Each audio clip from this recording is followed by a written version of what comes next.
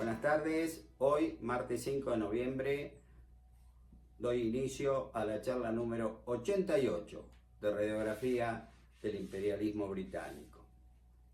En el último encuentro relaté cómo fue la victoria de Ituzaingó, de la batalla de Ituzaingó, una batalla olvidada, que ahora voy a explicar el porqué. Y creo que ya que es olvidada, era lindo recordarla, como escribió el general Alvear o alguno de sus amanuenses el parte de la victoria. Febrero 28 de 1828. Cuartel general en San Gabriel. El general en jefe del ejército republicano se dirige al excelentísimo ministro de la guerra para poner en su conocimiento el detalle de la jornada del 20 de febrero, en que fue batido todo el ejército imperial. El sol asomaba sobre el horizonte cuando se encontraron los dos ejércitos contendientes. El imperial, que ignoraba la marcha del republicano, fue sorprendido a su vista y tomado en infraganti delito, marchando por su flanco izquierdo, al paso del Rosario, en Santa María, en donde creía encontrarlo acampado. Entonces, el general que suscribe, Carlos de Alvear, proclamó a los cuerpos del ejército con la vehemencia de sus sentimientos, animado por la gran solemnidad de aquel día, y destinó al general Lavalleja para que con los valientes del primer cuerpo cargasen sable en mano sobre la izquierda del enemigo para envolverla y desbaratarla. La división Sufriategui, compuesta de los regimientos 8 y 16 de lanceros, mandados por su bizarro coronel Olavarría, y del escuadrón de coraceros con su bravo comandante Medina, iba en segunda línea para sostener el ataque del primer cuerpo. El tercero, a las órdenes del general Soler, se formó sobre unas alturas que ligaban a la posición del primero. Las divisiones Brandsen y Paz quedaron en la reserva, un poco a retaguardia entre el primero y tercer cuerpo, y la división Lavalle fue destinada a la izquierda de esta. En tal posición, y a pesar del vivo ataque del primero, el enemigo se dirigió de un modo formidable sobre el tercero. 3 batallones de infantería sostenidos por 2000 caballos y 6 piezas eran los que iban sobre él. Un fuerte cañoneo se hizo en toda la línea y el combate se empeñó en ambas partes con tenacidad y viveza, a la derecha y a la izquierda.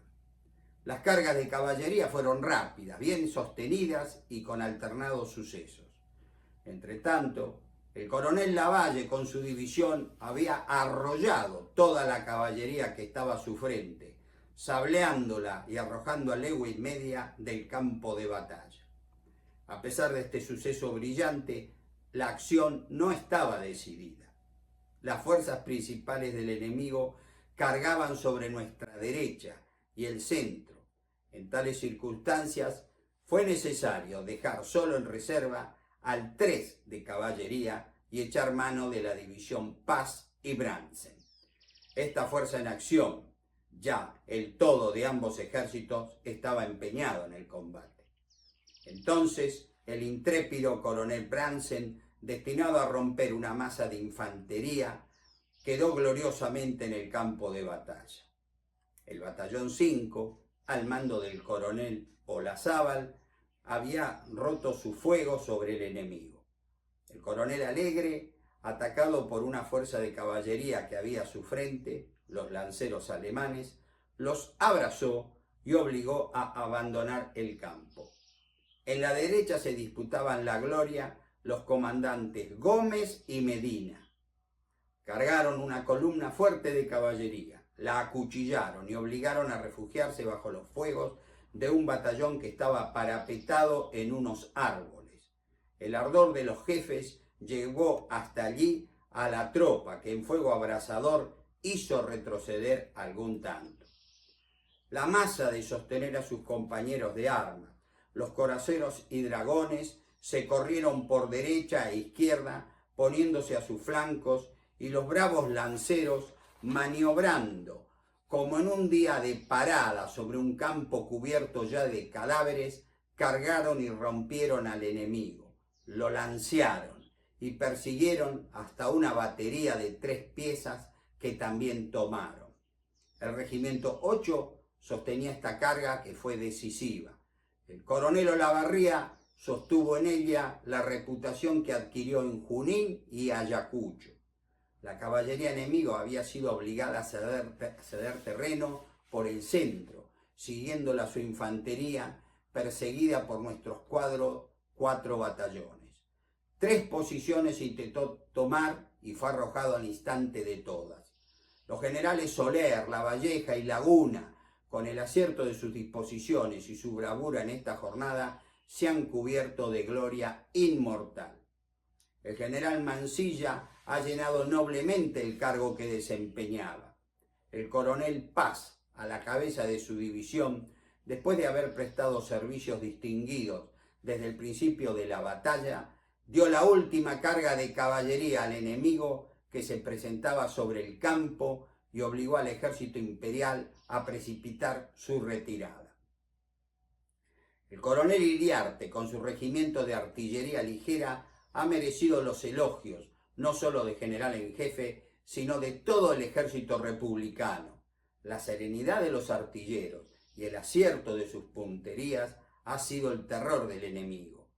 Todos los jefes de este cuerpo y los capitanes Chilavert, Alengren y Pirán se han distinguido de un modo especial.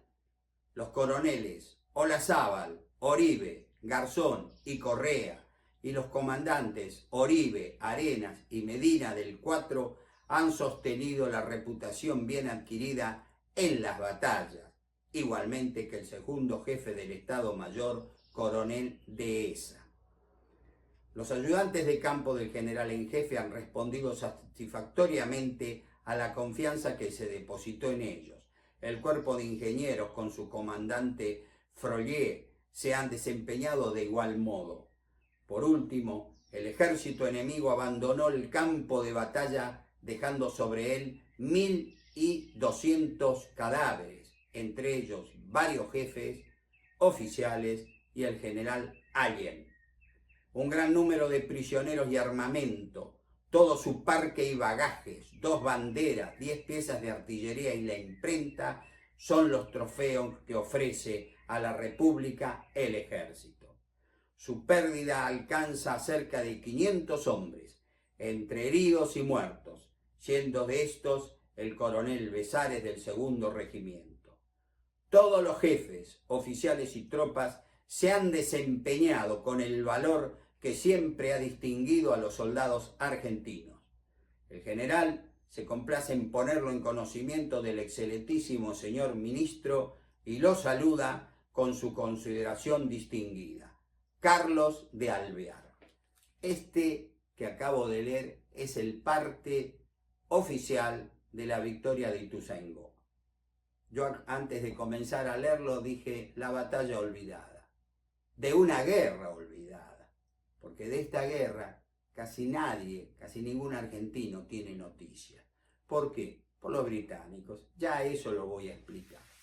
Pero encima esta batalla tuvo, si se quiere, la mala suerte de ser librada el mismo día que otra gloriosa batalla, la batalla de Salta, librada el 20 de febrero de 1814 al mando del general Manuel Belgrano, que volvió a vencer, como lo había hecho en la batalla de Tucumán, pocos meses antes, al general español Pío Tristán. Entonces, todos los 20 de febrero se recuerda la batalla de Salta, algo que me parece fantástico, espectacular, muy bien. Pero también tenemos que decir, en el día de hoy, el 20 de febrero, también se libró la batalla de Ituzaingó, la batalla que nos hizo vencer en la guerra contra el Imperio del Brasil.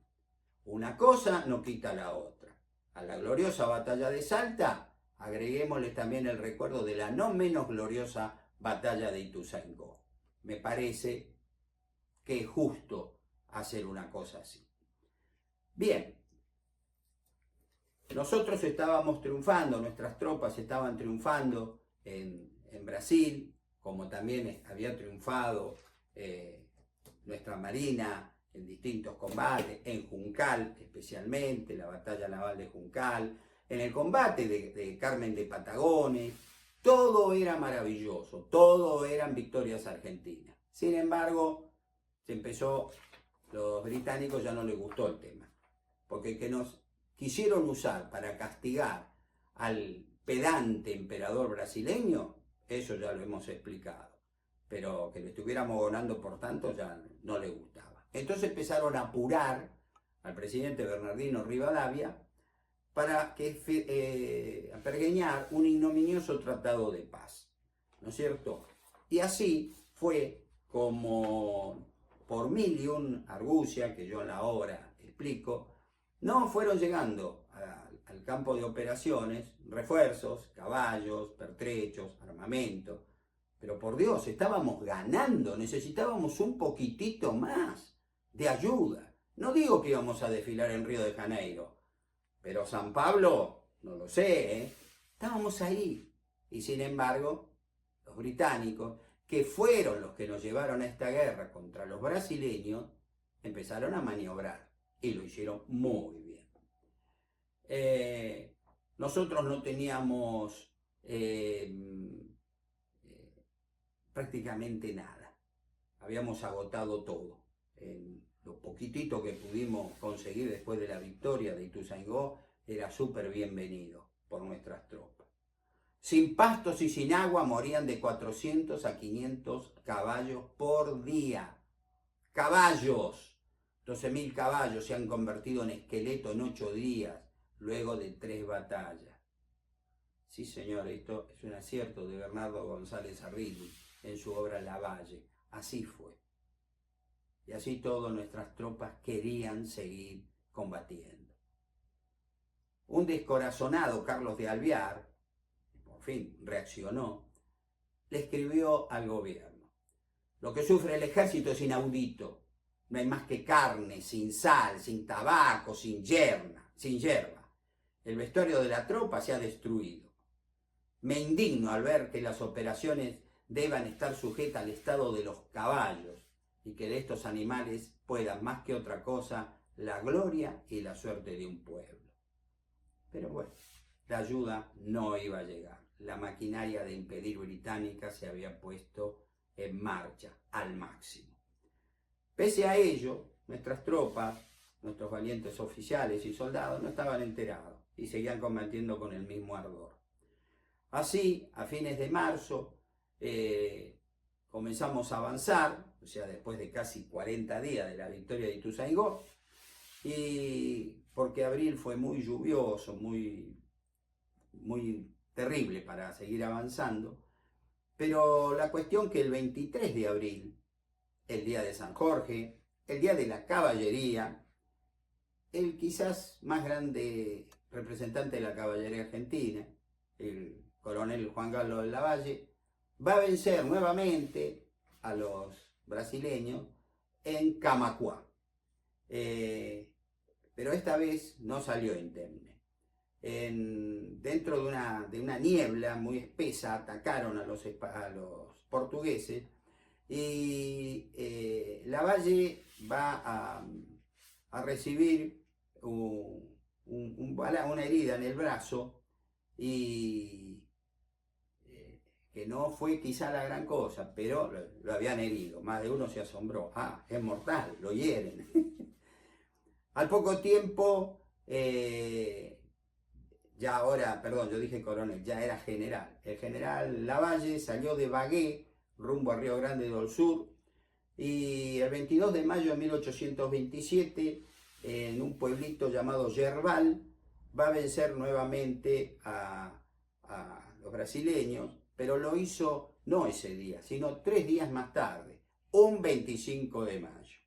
De madrugada se hizo izar la bandera argentina, se saludó con fuertes vivas a la Revolución de Mayo. Ese día se cumplían 17 años de la gloriosa revolución, y después se produjo el combate de Yerbal. Lavalle en ese combate va a recibir un balazo, en la rodilla. Ya a su brazo herido ahora tenía la rodilla que había sufrido otra herida. Lo atendió el doctor Francisco Javier Muñiz, persona a la que me he referido en la última disertación, y este hombre no quedó conforme con sus atenciones y le dijo que bajase a Buenos Aires a que lo atendieran bien. Tenía miedo que le pasara algo, es decir, que se le cangrenara la herida, ¿no? Porque era muy común en esa época. El general Paz, amigo, como ya lo sabemos, de Lavalle, escribió al respecto. El suceso en que aconteció esta desgracia, la batalla de Yerbal, fue feliz por el resultado de haber corrido a los enemigos sableados por los nuestros. Pero nada equivale a la pérdida temporal de un Lavalle. Claro, las tropas cuando se fue Lavalle, se apichonaron, digamos, ¿no? Porque ya era un mito. Lavalle viene a Buenos Aires, viaja en un carruaje, después en barco, bueno, llega a Buenos Aires, y acá ve la otra guerra, la verdadera guerra sucia que estaba pasando acá. El coronel Manuel Dorrego, actuando en una faz política, atacaba despiadadamente al presidente Bernardino Rivadavia, que era bastante mediocre, yo no lo voy a defender, pero era nuestro presidente. Estábamos librando una guerra, estábamos a punto de vencer en esa guerra. Hubiéramos podido esperar, ¿no?, que terminara la guerra, recuperar la banda oriental y después, si es necesario, lo sacábamos a Rivadavia del cargo. Pero bueno, los argentinos siempre hicimos todo al mismo tiempo y así nos ha ido por lo general mal. Para peor, el presidente Rivadavia envió a un hombre que yo ya me he referido en varias oportunidades a través de todas estas charlas, un traidor, Manuel José García, como el hombre que tenía que llevar adelante las negociaciones, un tratado preliminar de paz, que todo el mundo lo despidieron con una alegría acá en Buenos Aires, porque pensaban que Brasil se iba a retirar de lo que era nuestro, la banda oriental, de la provincia de la banda oriental, pero había un problema, este hombre estaba vendido al oro inglés, entonces este hombre llevaba otro proyecto.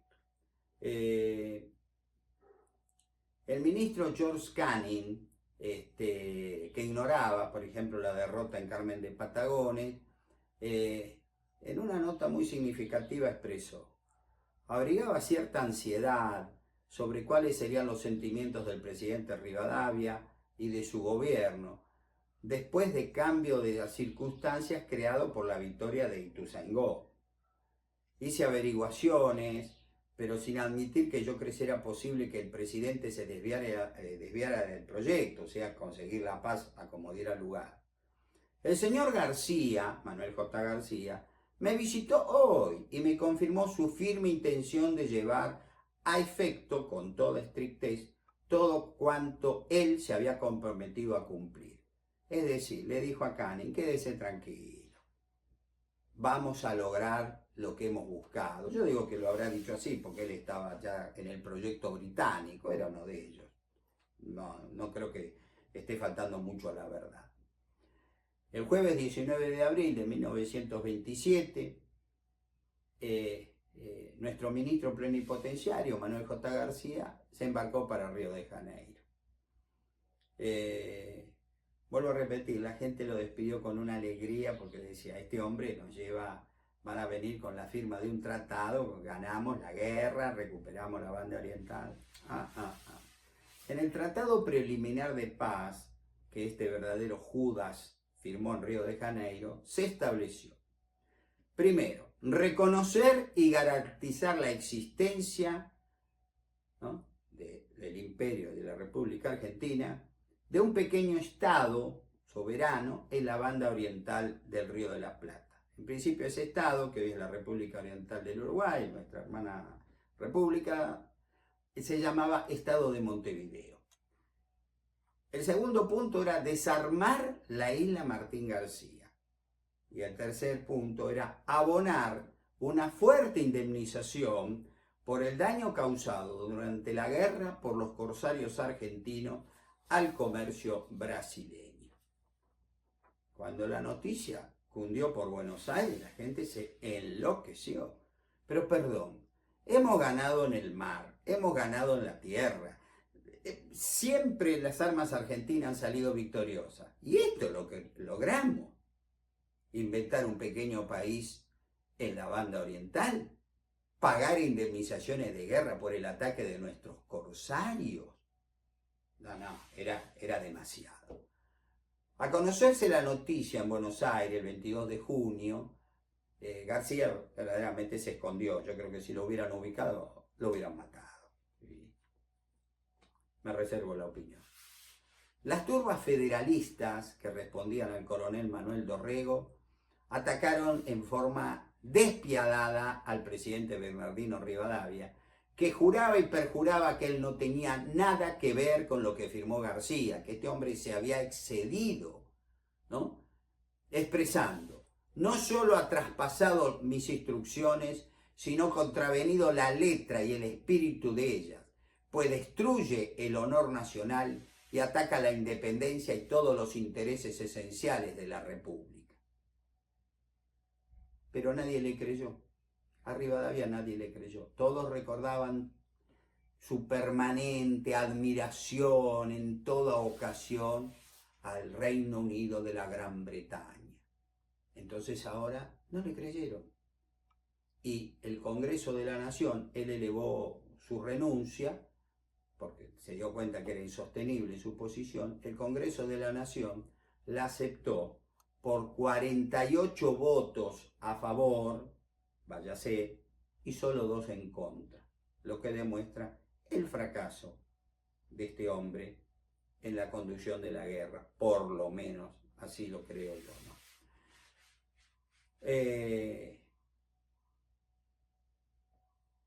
Lo que aconteció, lo dijo muy bien Raúl, ese gran patriota que yo he citado, el ingeniero Raúl Scalabrini Ortiz, en la diplomacia británica en la guerra contra Brasil, dice: la diplomacia inglesa no reconoce amigos ni la cohíben los acontecimientos naturales. Quien se apoye en ella para medrar pagará muy caro el apoyo. Bernardino Rivadavia fue un prócer que en nuestra tierra facilitó en mucho la tarea diplomática de Inglaterra. Totalmente de acuerdo.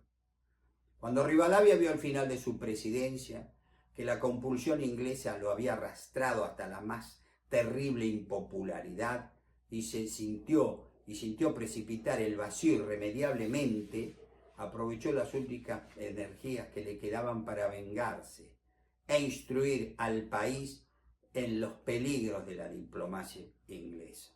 Rivadavia, en toda oportunidad que le quedó en el poquito tiempo, como dijo: yo fui un tonto, hicieron esto, no podemos confiar en este pueblo, al que él durante años aplaudió de pie. Pero bueno, lo usaron. Chao, Rivadavia. Lo primero son nuestros intereses. Lord Ponsonby escribió al primer ministro de Gran Bretaña una nota que decía así, en julio de 1827. En mi despacho número 16 puse en conocimiento de vuestra excelencia mis presunciones de que, tal vez en fecha próxima, fuera prudente, si no necesaria, la presencia aquí de algunas unidades navales de su majestad, porque el horno no está para bollo. No voy a leer la carta porque es muy extensa, pero acá le dice: Rivadavia nos ha traicionado, nos ha insultado, pero ya es un cadáver político, o sea que ahora nos tenemos que ocupar del nuevo hombre que va a conducir los destinos de esta tierra, del coronel Manuel Dorrego. El barco inglés llegó, era una fragata muy armada, el Forte se llamaba, pero cuando llega ya Rivadavia ha caído, o sea que su presencia no fue muy necesaria. Y así como llegó, luego que se aseguraron de que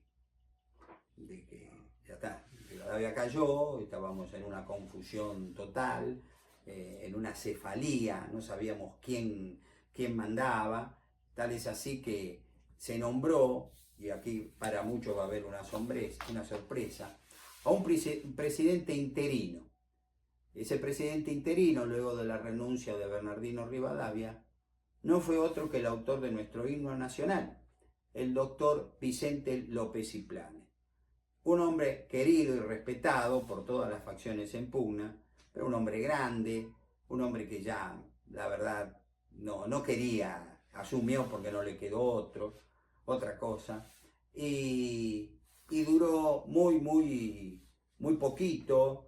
Él asumió el jueves 5 de julio de 1827 y en agosto fue elegido nuevo gobernador de la provincia de Buenos Aires, el coronel Manuel Dorrego, y encargado de las relaciones exteriores.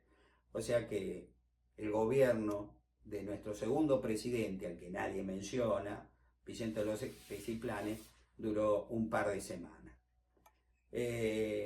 Dorrego, bueno, había logrado lo que tanto había querido, el poder, estaba él comandando ahora, pero los británicos no levantaron el pie del acelerador. No era una cuestión con Rivadavia. Hay que cumplir el objetivo. El objetivo es la creación de un estado tapón entre Argentina y Brasil. En el medio tiene que estar un estado pequeño que, por supuesto, nosotros de alguna manera vamos a manejar. Al decir esto, por las dudas, quiero aclarar que no estoy queriendo ofender bajo ningún concepto a la querida República Oriental del Uruguay, pero la verdad que esa fue la historia, ¿no? Y como decía Santo Tomás de Aquino, con la verdad no ofendo ni temo. La cosa es así. Fue una creación de los británicos. Los orientales no les quedó más remedio que aceptarlo, pero en el fondo ellos no querían eso. Recuerden la frase de la carta esa de Artigas, cuando dijo: yo no luché para esto, un pequeño país. No, yo quería un país, una gran federación. Pero bueno, una cosa fue lo que nosotros quisimos y otra cosa lo que quisieron los verdaderos amos de la situación, los británicos.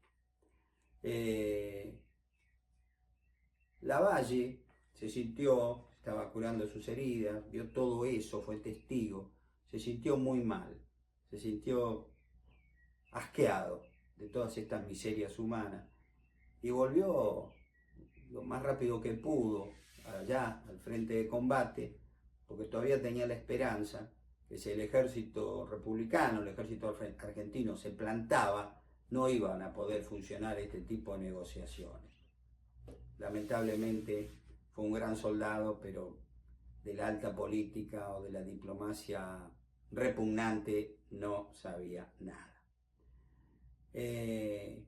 Al regresar al campamento del ejército en Cerro Largo, le expuso ante los oficiales lo que había acontecido en Buenos Aires, cómo verdaderamente los habían traicionado, y entonces, indignados todos ellos, porque habían padecido terribles privaciones, ver muertos amigos, haber sido heridos ellos también y todo eso, para nada, no.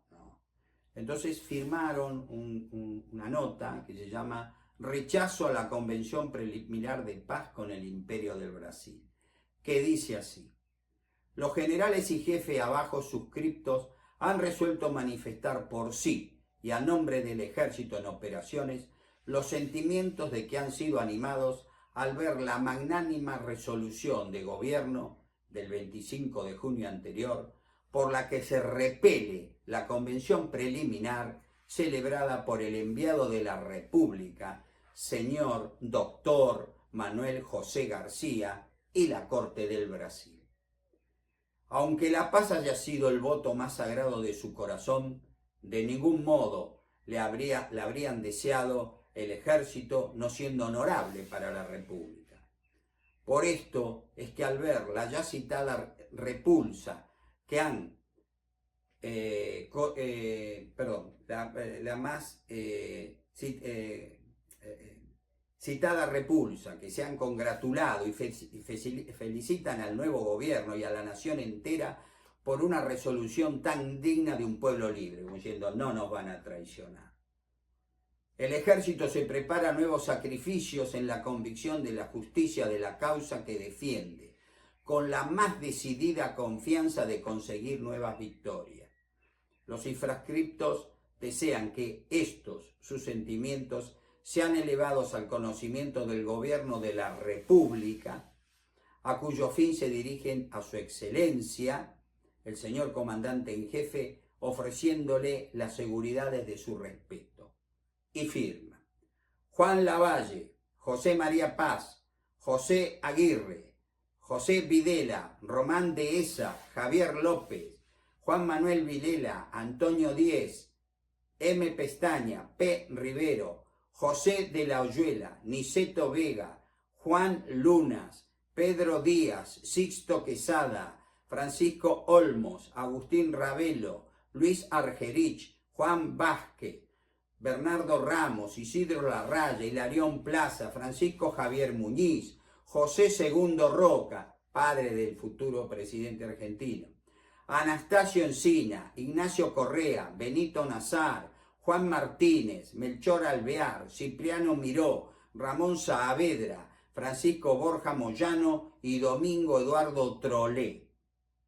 Al enterarse de la renuncia de Bernardino Rivadavia, el general Carlos de Alvear, nuestro increíble comandante en jefe, hizo lo propio, renunció al cargo, nos dejó al ejército acéfalo. Carlos de Alvear. Recuerden, Carlos de Alvear. Vicente López y Planes, presidente interino, nombró en su reemplazo al brigadier Juan Antonio Lavalleja, nombramiento que no fue bien recibido por los veteranos de la Guerra de la Independencia. Lavalleja era un hombre que tampoco tenía gran experiencia militar. Al enterarse de todo esto, se comisiona ahora al general Juan Galo de Lavalle para que viaje a Buenos Aires a expresarle a nuestro gobierno lo que les acabo de leer, que el ejército está dispuesto a seguir combatiendo porque va a seguir venciendo. Tratar de explicarles que la victoria es algo que la tienen al alcance de la mano. Un poquitito de ayuda necesitamos, un poquitito, nada más, el resto corre por cuenta nuestra.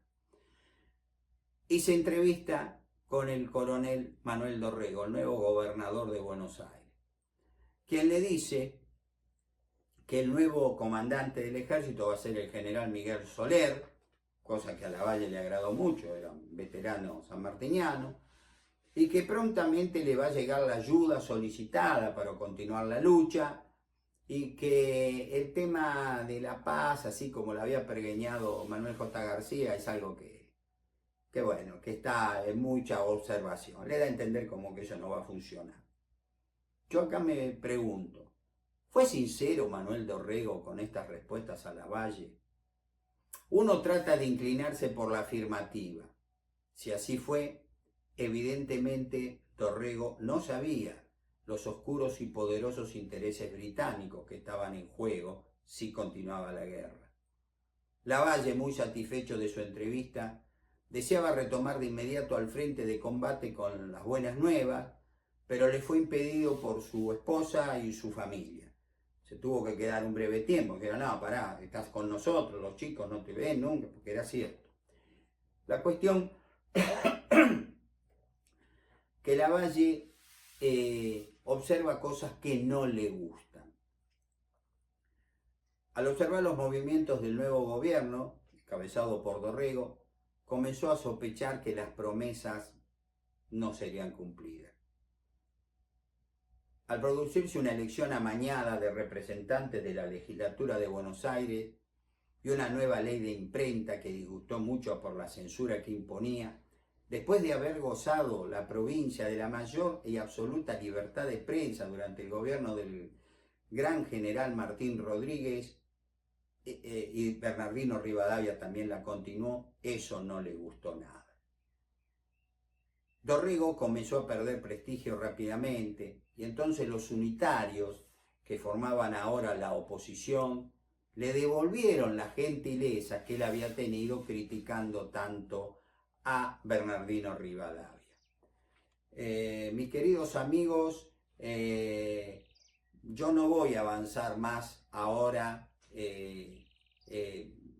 con lo que aconteció, sino que voy a aprovechar estos últimos minutos haciendo una reflexión. Manuel Dorrego fue un gran hombre, fue un gran patriota, pero él hizo lo imposible para que cayera Rivadavia, y eso fue un grave error. Porque Rivadavia, si ustedes quieren, vamos a pensar como Dorrego, que lo consideraba un mediocre, era nuestro jefe, era nuestro presidente. Y como estábamos en guerra, uno no puede cambiar de caballo en la mitad del río, como dice el dicho criollo, ¿no es cierto?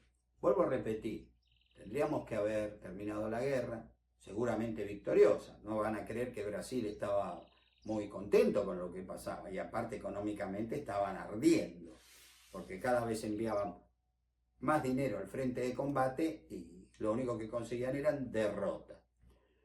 Pero Dorrego creyó que si él tomaba el poder, una mano firme iba a poder maniobrar de tal manera de lograr sus objetivos. Yo estoy convencido de eso, pero lamentablemente Dorrego ahí pecó de inocente.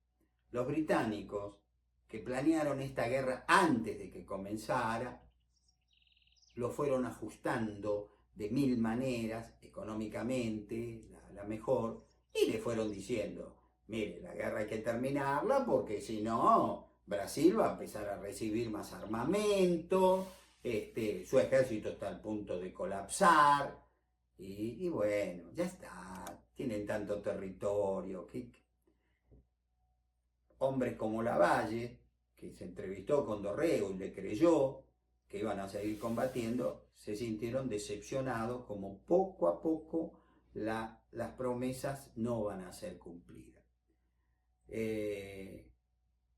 Lavalle presenció un fraude que se hizo, un fraude civil que se hizo a favor de Dorrego. Y él, cuando lo quisieron impugnar su voto, claro, no lo conocían, no había fotos en esa época, quiero que me entiendan, que lo recuerden, y él estaba con su galera y un bastón, bueno, lo agarraba bastonazos a los que quisieron trampear las elecciones esas, y bueno, se robaron las urnas, todo. Era una cosa habitual que se siguió en Argentina hasta no hace muchos años. Lavalle va a retornar urgente al frente de combate, porque con todas las miserias que tiene una guerra, con todo el dolor, con la pérdida de amigos, con la muerte de personas, argentinos, brasileños, somos todos seres humanos, le resultaba menos repugnante que las miserias políticas que había visto en Buenos Aires. En el próximo capítulo, en la próxima charla, vamos a terminar con la guerra con el Brasil y vamos a pasar a una etapa muy triste, muy lamentable, que es la guerra civil, que va a tener a Dorrego y a Lavalle como primeros y trágicos protagonistas. Como siempre, les agradezco su atención, sus comentarios. Me encanta que cada vez me escriban más. Yo tomo nota de todos ellos, de las buenas cosas y de las malas. Las malas yo sé que lo hacen para que mejoremos en esta patriada. Y por supuesto que les presto atención y trato de hacerles caso. Nada más, muy buenas tardes y nos veremos en la próxima charla. Buenas tardes.